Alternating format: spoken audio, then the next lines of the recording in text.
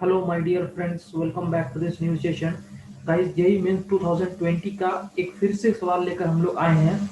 ये सवाल आपका फ्रैक्शनल पार्ट पर बेस्ड है एंड बाइनोमियल थ्योरम का एप्लीकेशन पर ये क्वेश्चन है। तो चलिए हम डियर फ्रेंड्स हम लोग ये क्वेश्चन को स्टार्ट करते हैं। ठीक है, और अभी तक आपने अगर ये चैनल दीपांकर कुमार को सब्सक्राइब नहीं किया है तो आप सबसे पहले इसको सब्सक्राइब कर लीजिए, ताकि आगे जो भी कंटेंट आए जेई मेंस और एडवांस से रिलेटेड और आपके जो एग्जाम्स है उससे रिलेटेड जो भी अपडेट आए वो सबसे पहले आपको मिल सके। तो डियर फ्रेंड्स, जो क्वेश्चन आपके सामने है देख सकते हैं स्क्रीन में। If fractional part of p denotes the fractional part of the number p, ठीक है, then fractional part of 3 to the power 200 divide by 8 is equal to, ठीक है ना। यानी आपके पास में एक दिया हुआ है, नंबर दिया हुआ है, ठीक है, 3 to the power 200 divide by 8। इस नंबर का आपको फ्रैक्शनल पार्ट बताना है। क्या बताना है? इसका फ्रैक्शनल पार्ट बताना है, ठीक है ना। और ये सिंबल भी आपका फ्रैक्शनल पार्ट का ही होता है, ठीक है, फ्रैक्शनल पार्ट। तो सबसे पहले फ्रैक्शनल पार्ट क्या होता है डियर फ्रेंड्स, उसका कंसेप्ट हम लोग थोड़ा समझ लेते हैं, ठीक है। अगर इसका कंसेप्ट समझ लेंगे तो आपको ये क्वेश्चन इजीली सॉल्व हो जाएगा। देखो, अगर मान लो आपके पास में 1.2 है, ठीक है, तो इसका जो फ्रैक्शनल पार्ट हो जाएगा ये हो जाएगा आपको 0.2।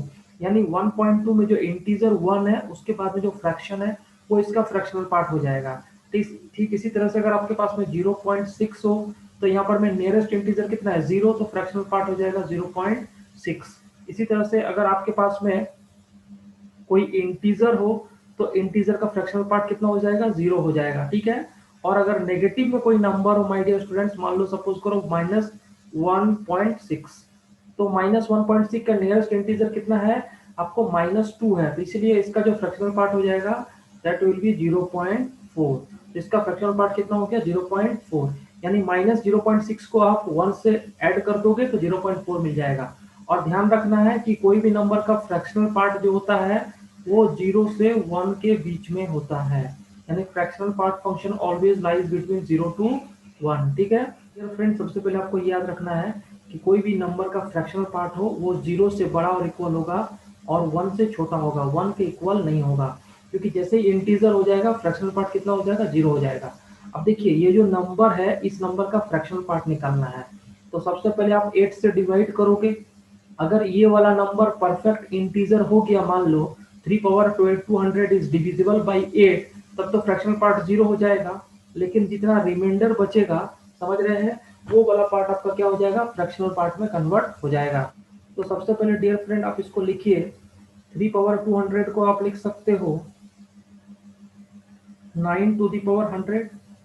9 मैंने ऐसे लिखा 3 स्क्वायर, तो 9 इसलिए लिखा बिकॉज 9 को हम लिख सकते हैं 8 प्लस 1, ठीक है।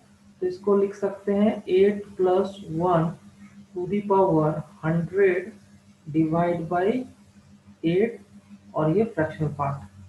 नाउ आप इसको ऐसे करो, इसको बाइनोमियल थ्योरम से एक्सपेंड कर सकते हैं, ठीक है। तो बाइनोमियल थ्योरम से कैसे एक्सपेंड करेंगे, तो इसको लिखिए जरा।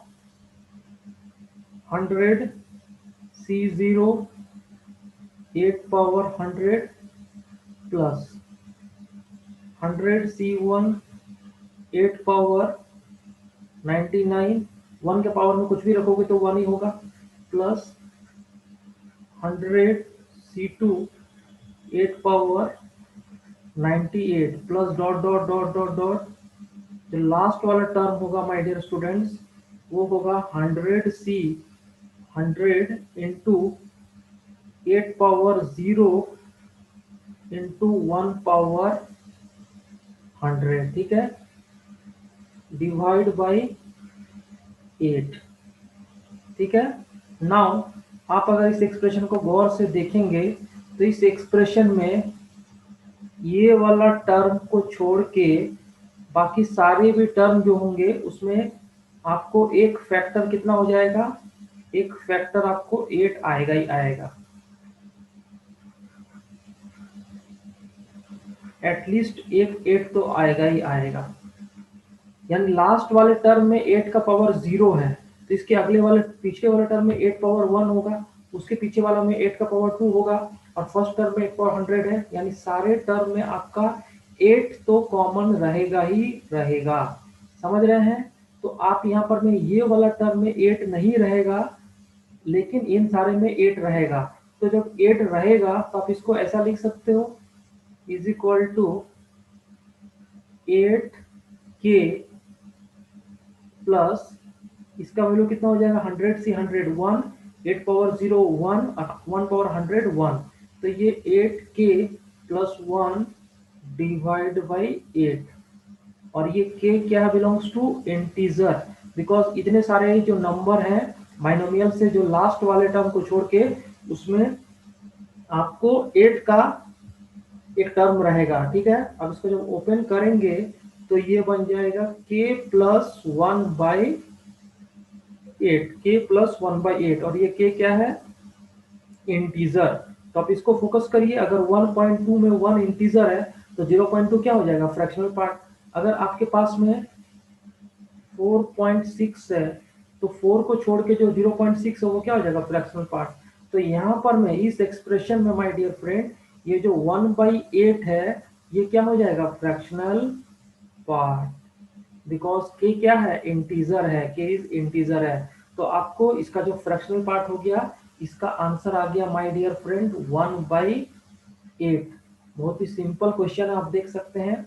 ठीक है, it is the application of binomial theorem. And इसका जो ऑप्शन है आपके सामने, वो ऑप्शन फर्स्ट ऑप्शन जो है ना, यानी फर्स्ट ऑप्शन जो है वो आपको 1/8 है and it is the correct answer. तो आई होप आपको क्वेश्चन समझ में आया होगा। फ्रैक्शनल पार्ट का एप्लीकेशन पर बेस्ड था, बहुत ही सिंपल क्वेश्चन था। एंड इस तरह के क्वेश्चन रिपीट हो रहे हैं, जेई का 2-3 साल का ट्रेंड है वो रिपीट हो रहा है। Thank you my dear.